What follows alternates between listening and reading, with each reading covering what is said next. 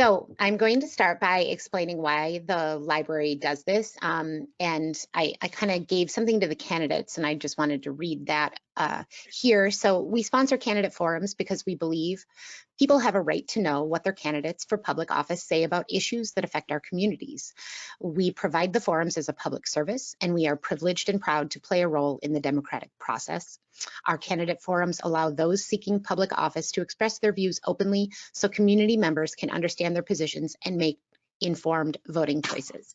And anecdotally, I just wanted to say that when I first moved here, I really struggled in the first couple of elections. I hadn't even heard the names of the candidates previous to the elections coming up. And I remember having thought that I had really wished they would have come and knocked on my door. I live in Chilton, so no criticism to any New Holstein candidates, no criticism, period. Maybe they did and I wasn't home. And so with COVID going on this year, we felt that this would be a really great opportunity since maybe candidates don't have that same opportunity to go knock on doors, also with the weather. I really appreciate you guys signing on to this. We gave every candidate an opportunity and you both said yes, so I appreciate you being here. And we are, remind me, the district? 5. District 5, which District 4, Ward 5, yeah. District 4, Ward 5. Thank you. That had been so confusing to me. I appreciate that clarification. Me either, so. Yeah, yes. So, so wonderful. So again, thank you. And I am just going to start with introductions for each candidate. So Eric, I'm going to have you go first and introduce yourself, please. Okay. I'm Eric Meyer. I was raised here. Both my parents lived here. All sets of my grandparents had lived or do still live here. My brother and his wife live here as well. I am married to Jessica, and we have 2 boys, ages 3 and 5, Riker and Owen. I am a full-time firefighter for the city of Oshkosh. I've been there almost 11 years now. I'm also involved with the fire department here as well as the first responders. I feel New Holstein's a great place to raise your family and a wonderful community to live in, and I just am enjoying everything we're doing here. So I'm very privileged to be able to run. Thank you for doing this. Yes, thank you, Eric. Thanks again. Great, Lisa. Hi, again, I'm Lisa Jacobson. I was raised in Fort Lauderdale, Florida. I was the only girl in a family with 3 brothers. 2 of them are substantially older than I am. I had a twin brother who passed away in 1985. After graduation from high school, I worked as an EKG technician. And then in 1983, I joined the Air Force, where I was a cardiopulmonary technician, and that was respiratory therapy, pulmonary functions, and cardiology, both invasive and non-invasive. I was also a registered EMT. I taught CPR, and I was a CPR instructor. After I got out of the Air Force, I continued to work in the field of non-invasive cardiology until 2005, when I moved to Tampa with my husband. He was in the Air Force. He was stationed at MacDill. In 2007, he retired after 25 years in the Air Force and said, "We are moving to Wisconsin. We're going to my hometown. We're not going to have jobs." And I was like, yes, let's go now. I love New Holstein. It's great. When we first moved here, I worked at the Piggly Wiggly for a short time, and that was really fun. That was like one of the most fun jobs I ever had. I got to talk to people all day long. I was a member of Kiwanis from 2007 to 2010. I've been on the school board here in New Holstein and on the CISA 7 Board of Control since 2017, and I've been the district clerk since last April. I used to own a little business. I was a member of the Chamber of Commerce.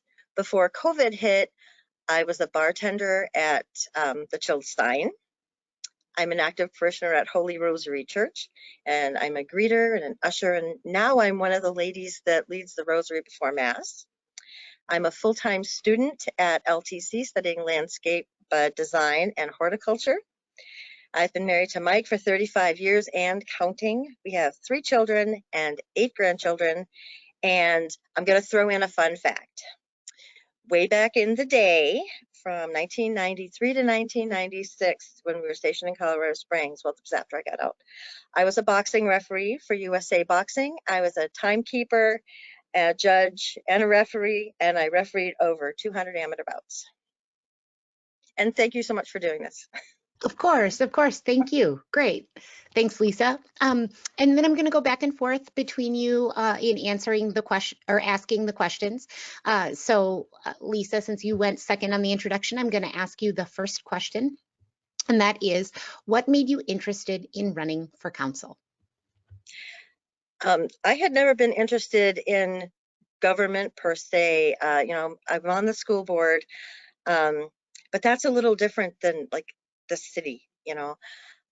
However, I started to see some dysfunction in our city government when the issue of police consolidation came up. And I became concerned because important issues were being decided at council level, but more in secret. There were things that the public didn't know. And I'm sure we've all seen it, that people are more divided than ever. Government is divided, everything is divided. And I realized that we need more honesty, sincerity, and kindness in city government, and I bring that. Great, thank you. Eric, the same question to you. What made you interested in running for council? Kind of like her. Initially, there wasn't really an interest. I mean, I got into the fire service here when I was about 18. And through being an active member with the fire department, I was always got interested in how budgets were set up and how the decisions were made for all the department heads. While working my way up to an officer position here in the department, I got to see more of how that worked. I was able to go to a few council meetings and give a demonstration of why we needed the equipment we were asking for. And through that, this made me more interested in how the city government worked and getting more involved in it. Since then, I've wanted to do more for the community, and what better way than running for council? With Bob Busma stepping aside, I felt this was a great time to attempt to step into the position and help move the city forward. My family lives here, and I want to help make our city the best it can be. Oh, great. Thank you so much. All right. So the next question goes to you, Eric. What skills and assets would you bring to our local government? With my career as a full-time firefighter, and also being on the department here and the first responders, I feel that I can bring a good asset to the city of public safety. That's kind of been my whole career. So I feel public safety is very important to me, and I think I can help our local government in that. I am in leadership positions in both the fire department here, and I'm the elected president of the first responder group, so I feel I have some leadership experience. And while being with these groups, I've already had time to work with other departments in the city as well as local businesses. And with working in Oshkosh, I see kind of how their city handles things, so I feel that could give me, you know, another viewpoint of how maybe we can do some things differently here. Excellent, thank you. Lisa, same question. What skills and assets would you bring to our local government? 3 things. First, I bring experience. I've been a member of the New Holstein School Board and the CISA 7 Board of Control. I have been a district clerk since April, like I said. I'm familiar with the rules associated with running public meetings. Discussions and votes are to be done in public. Closed sessions are to be rare and can only really legally be done under certain circumstances and not at the whim of a leader with a hidden agenda. I also bring that dose of kindness that I mentioned. Apparently, some of the members of the school board refer to me as the heart of the board, and I'm good with that. And third, I always listen to people who are smarter than I am. I promise that if I'm elected, I'll always keep an open mind and pay attention to the views of others. Thank you. Great, thank you. Lisa, with many things facing small communities like ours today, which key issues do you think council should primarily focus on? There are 2 that I can really put my finger on. Job number 1 is to rebuild our police department. We need to get back to a place of trust between the city and the staff of the department. We have to find a chief and then hire qualified officers. The council must support our police friends and never again get to a place where we go against the wishes of the community and jeopardize their safety for the sake of saving a few dollars. Next, I would make street repair a priority. I have been studying the 2021 budget the best that I can, and I saw that the city has a healthy fund balance. If I calculated it correctly, it's 37% and change. I know that saving money for future needs is really important. I get it. However, I'm sure that everyone can agree that some of our streets are badly in need of repair. So maybe we could spend that balance down just a little bit. On the subject of street needs, a resident just approached me the other day and asked about possibly getting some flashing crossing lights down Wisconsin Avenue for the pedestrians. And we could definitely use one up by the new apartments on Kennedy to make it safer for the children to cross the street and go to high school and middle school. Thank you. Great, thank you.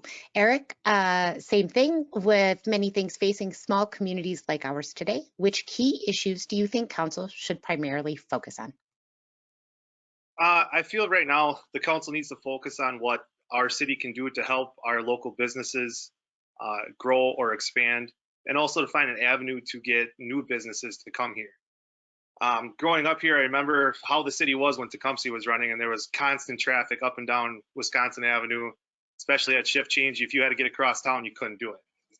I feel getting some business like that back here would allow more of our other businesses to thrive. When Tecumseh was running, I mean, there was just more foot traffic for all the local bars, restaurants, stores, as well as an incentive of people to also live here and work here. I feel this is what our city needs most, because our city does have a lot to offer to families coming in and hopefully get businesses to come in as well. Excellent, thank you. All right, Eric, do you have any project or idea that you would like to introduce to the council that would better the community? At this time, I do not have a new project or idea. I feel that this isn't the right time to work on anything new. I feel we need to correct some of the issues that are going on in the city right now. Not that I'm against starting new things. I'm more than willing to bring new ideas to the table. I just think those have to be done at the correct time. And right now, I feel starting new projects is not something to begin right now with the way our city is. Okay, thank you. Great. Lisa, do you have any project or idea that you would like to introduce to the council that would better the community? Yep, I do.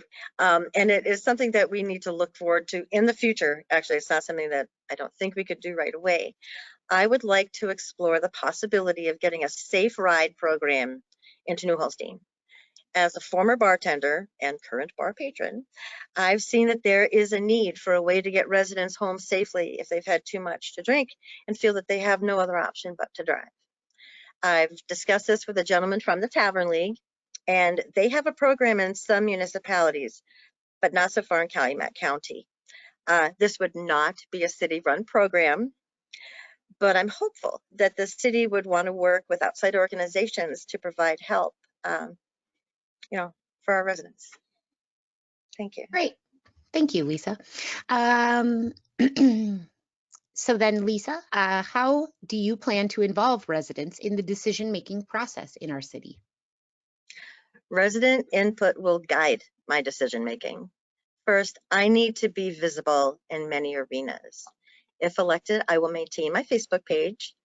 I'll write regular updates in the Tri-County News, informing citizens of what's going on, always in consultation with my peers on the council.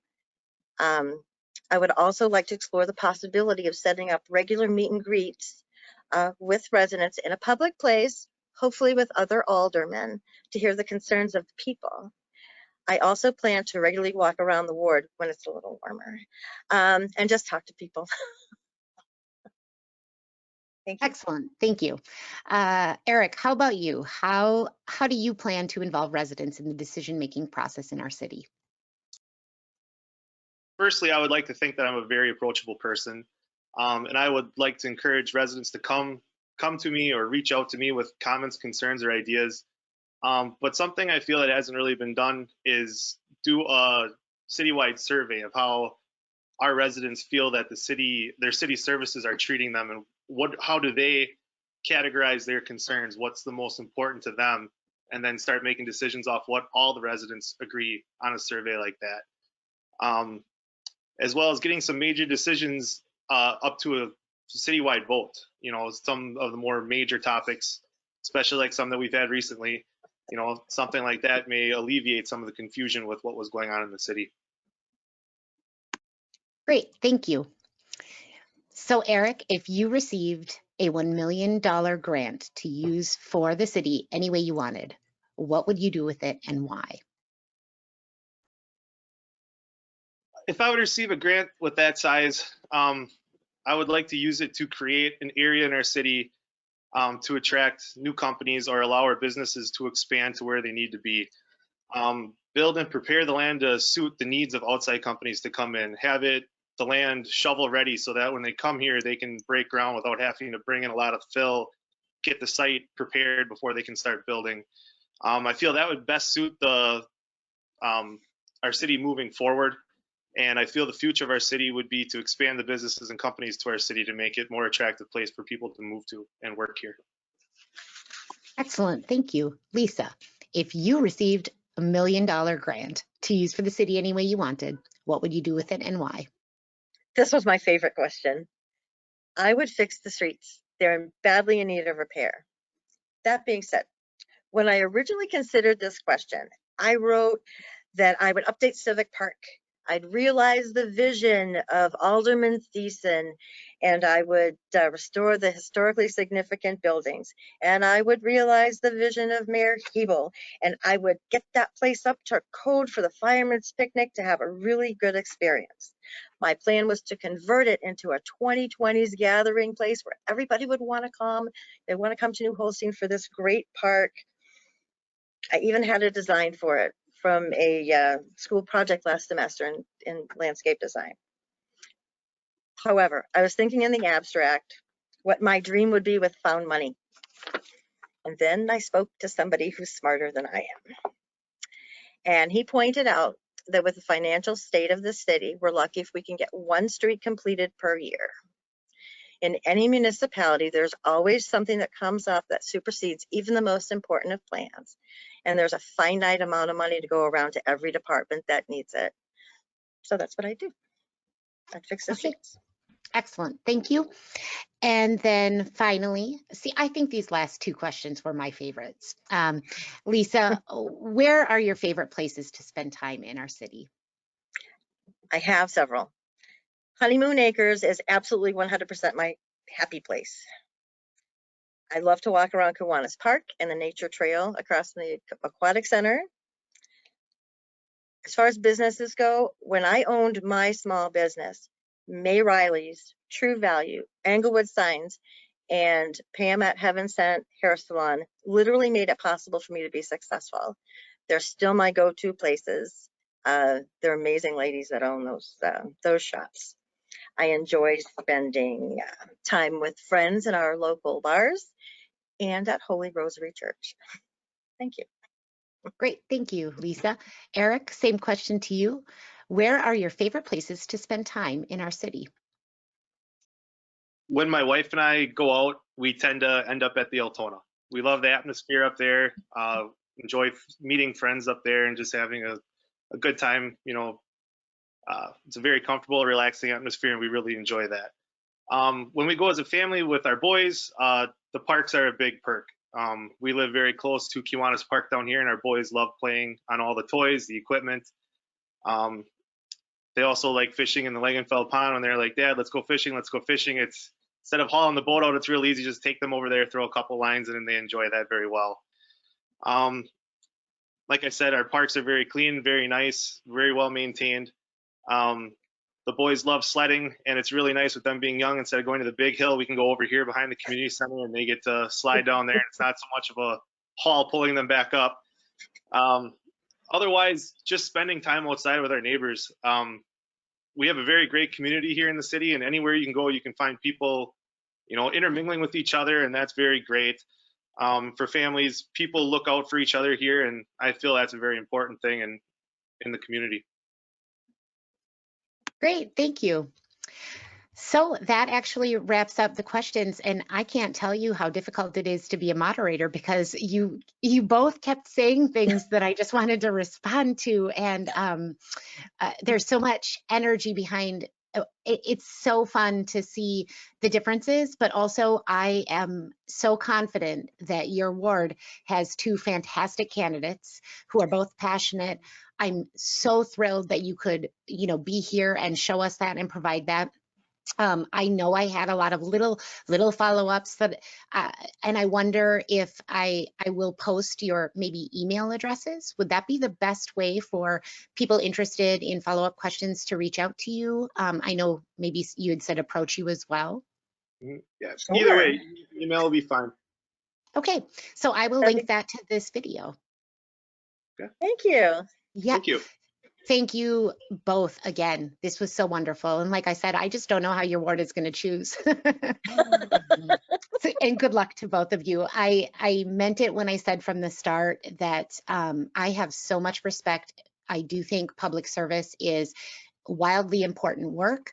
And it is so often thankless that I respect everyone who puts their name in the hat. I mean, it is just to actually connect yourself to do the work, to be the face of it. I respect that so much. So I hope you both have a wonderful day, and I wish you both luck. Thanks, Dee. You too. Thank you very much. Thank you. Bye-bye.